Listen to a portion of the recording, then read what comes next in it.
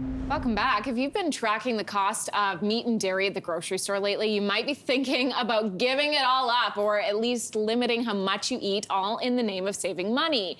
But if you're thinking about switching to a more plant-based diet, you do need to be aware of some important nutrients you could be missing out on. To help us navigate that, we have registered dietitian Nishta Saxena joining us in the studio. Welcome, Nishta. Great to be here. Great to see you. So let's talk about this. Set this up for us. When we're talking about plant-based, what does that mean?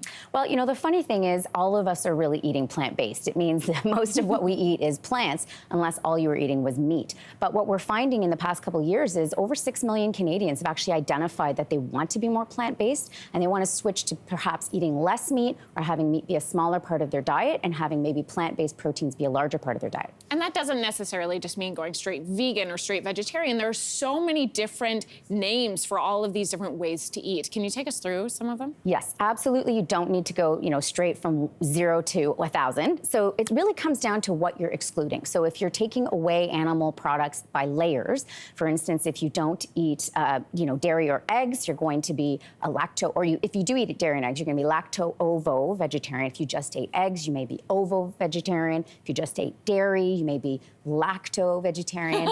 If you ate fish, pescatarian. So there's different layers of which animal products you're removing and having that will define your type of plant-based eating. Okay, so when people eat plant-based, there are nutrients, unfortunately, that strictly come with meat, so that you need to kind of incorporate back in to your diet. What are we talking about here? Well, I mean, the top two I would mention, protein and calcium are important, but there's some nutrients people might not think of. So iron is very important, and the iron from animal products is a little bit more well-absorbed than iron from plant products. Is this the heme and not heme iron? Exactly. Did I say that correctly? You did, you did. Wow. Very good. Okay. So one of the issues is not just as well what you're getting in your diet, but the absorption in the body. Right. So if you are following a diet that removes a lot of plant iron sources from animals, you're going to want to look at fortified foods. Take advantage of that. We have fortification programs here.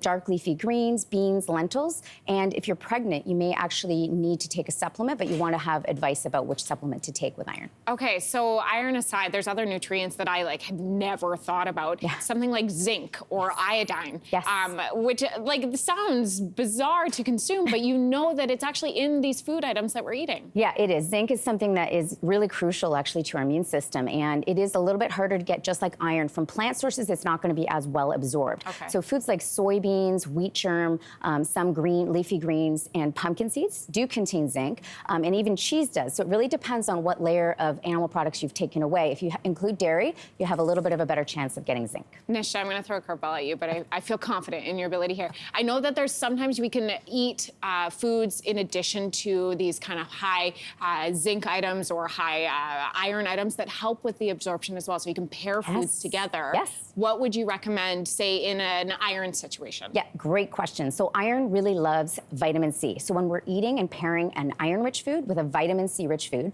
that will help to increase absorption. And another thing you don't want to do is have too much calcium-rich foods with your iron foods, because again, that could potentially decrease absorption.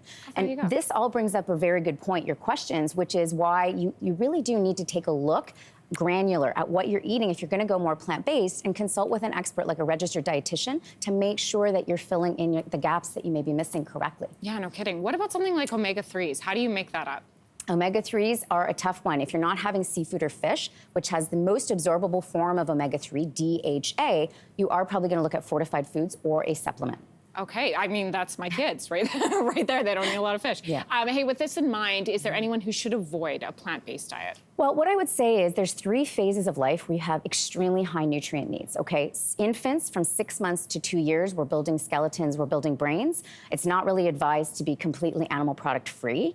As well, adults over the age of 75 are really in a place where they're losing lean tissue. And these lean tissue losses, they're also eating a bit less, make it very difficult to balance out your diet without animal products. And finally, pregnant women. We have very high needs when we're pregnant, higher than an average woman. And so you definitely want to make sure you're getting what you need, and you do need to have eyeballs on that. Really consult with someone to make sure you're not missing any nutrients. Consult with someone, you say. Consult with you. Consult with me, sure. Oh my gosh, Nishta, it's good to see you. Great to see you too. Yeah, thank you for all the great information this morning. My pleasure. Hey, thanks for watching. If you liked this, be sure to subscribe here, or you can check out more Your Morning videos right here.